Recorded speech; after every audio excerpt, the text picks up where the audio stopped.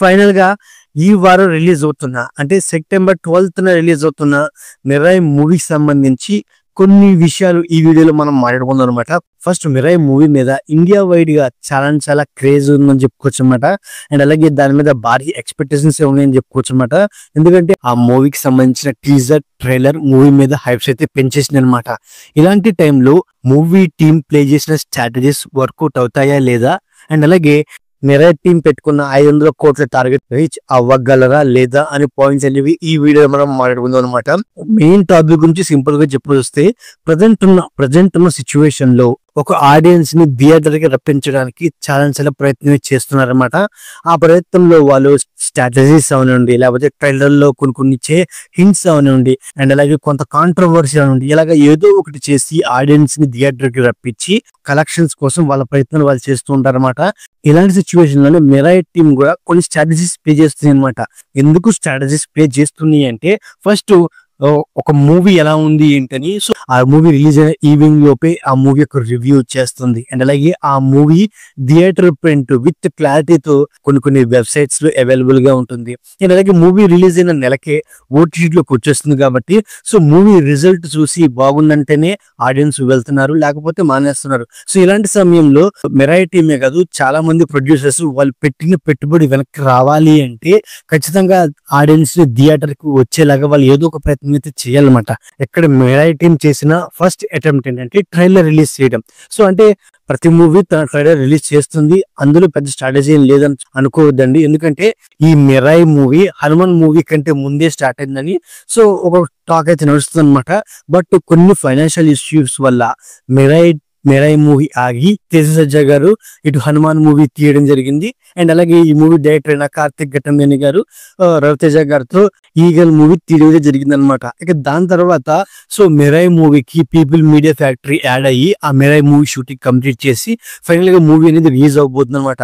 ఇలాంటి సమయంలో మిరాయి మీద ఉండి ఒకే ఒక్క హైపు హనుమాన్ మూవీ కంటే మిరాయి మూవీ బెటర్ గా ఉండాలి. ఎందుకంటే హనుమాన్ మూవీయే 300 కోట్ల పైగానే వసూలు చేసింది అనమాట.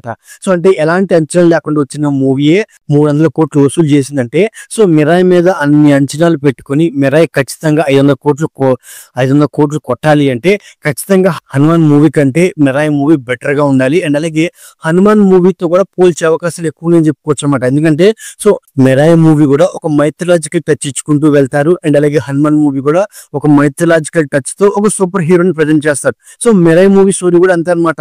ఇందులో హీరోకి ఇచ్చే ఎలివేషన్స్ ఎలా ఉంటాయి, అండ్ అలాగే మంచు మనోజ్ ని విలన్ గా ఎలా ప్రజెంట్ చేస్తారు అనే పాయింట్ అనేవి చాలా కీలకమని చెప్పుకోవచ్చు అనమాట. ఇక ట్రైలర్ రిలీజ్ అయిన తర్వాత ట్రైలర్ మీద మంచి హైప్స్ అయితే వచ్చేసినాయి. సో ఈ మూవీ కోసం చాలా ఇండియా బయట ఈగర్ గా వెయిట్ చేస్తున్నారని చెప్పుకోవచ్చు అనమాట.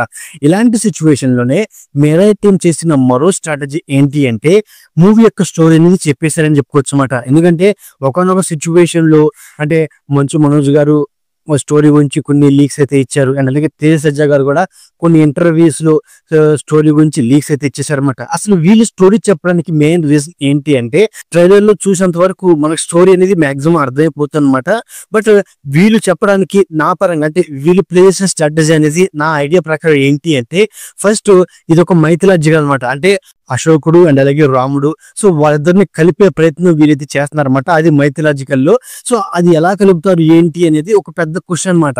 ఒక ఆడియన్స్ ట్రైలర్ లో ఉన్న స్టోరీ కంటే వేరే స్టోరీని ఊహించుకొని తీరా థియేటర్ లోకి వెళ్ళిన తర్వాత ఆ స్టోరీ లేకపోతే ఖచ్చితంగా డిసప్పాయింట్ అవుతారు, మూవీని డిజాస్టర్ గా చూపిస్తారని చెప్పుకోవచ్చు అనమాట. అంతేకాకుండా ఉన్న సిచ్యువేషన్ లో కొన్ని మూవీ యొక్క ట్రైలర్లు చూసి ఓవర్ హైప్ పెంచుకొని తీరా మూవీ థియేటర్ లోకి వెళ్ళిన తర్వాత వాళ్ళ హైప్ కు తగ్గట్టు మూవీ లేకపోవడంతో కొన్ని మూవీస్ ని ఫ్లాప్ చేసినట్టు కూడా ఉంది అనమాట. సో దాని వల్ల మూవీ టీం ఏం చేసిందంటే స్టోరీ అనేది మాక్సిమం చెప్పేసింది అనమాట. సో మెయిన్ గా ఆడియన్స్ కి స్టోరీ అనేది కరెక్ట్ అయ్యేలా చేస్తుందని చెప్పుకోవచ్చు అనమాట. ఎందుకంటే ఇది మైథలాజికల్ టచ్ కాబట్టి, సో మనం మూవీ చూడటానికి వెళ్ళినప్పుడు సో అశోకుని చూపించి అటు రాముడిని చూపించి సో ఎట్లా కన్ఫ్యూజ్ చేసేస్తే ఆ కన్ఫ్యూజ్ డ్రామా వల్ల ఖచ్చితంగా ఆడియన్స్ కన్ఫ్యూజ్ అయ్యి మూవీ సో ప్రమోషన్స్ లోనే మూవీ యొక్క స్టోరీని ఆడియన్స్ కి అర్థమయ్యేలాగా చెప్పుకుంటూ వస్తున్నారన్నమాట. సో దానివల్ల సో వాళ్ళు థియేటర్ వెళ్ళినప్పుడు కథ అనేది సింపుల్ గా అర్థమైపోతుంది. అండ్ అలాగే వీళ్ళు చెప్పాలన్న పాయింట్ కూడా ఆడియన్స్ కి అర్థమయ్యి మూవీ అనేది ఎంగేజ్ చేస్తుందని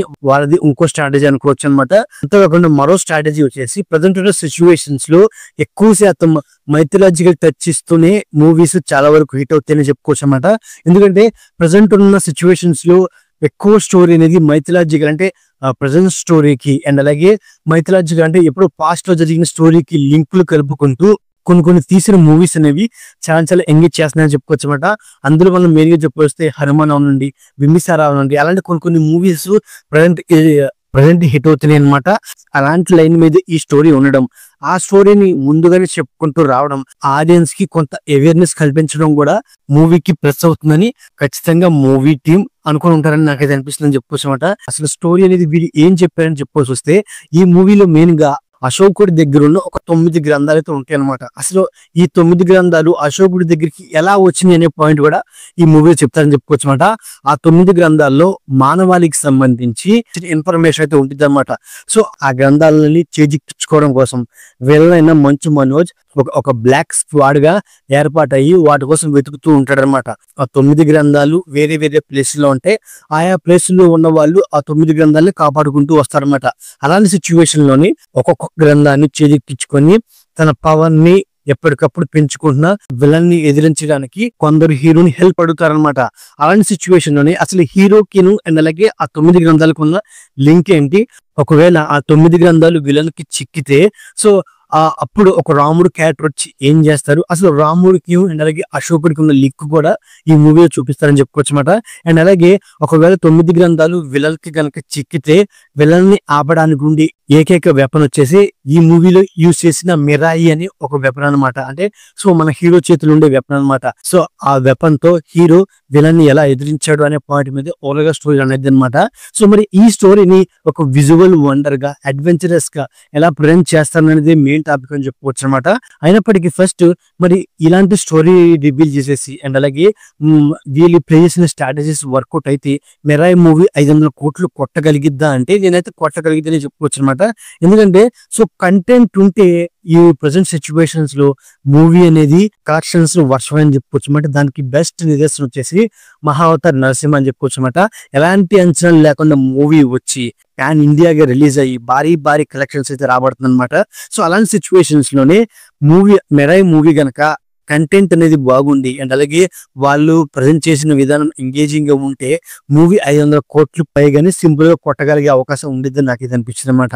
మరి ఈ మిరాయి మూవీ ఎలా ఉండబోతుంది, వాళ్ళు రిలీజ్ ముందే స్టోరీ రివీల్ చేశారు కాబట్టి ఆ రివీల్ చేసిన స్టోరీ అనేది సో మూవీ రిలీజ్ అయిన తర్వాత అది మూవీకి ఏ విధంగా హెల్ప్ అవుతుంది, మరి ఫైనల్ గా మూవీ బాగుంటే 500 కోట్ల వరకు మూవీ కలెక్ట్ చేయగలిగిద్దా లేదనే పాయింట్స్ అనేవి మనం మూవీ రిలీజ్ అయిన తర్వాత మనం మాట్లాడుకుందాం అనమాట.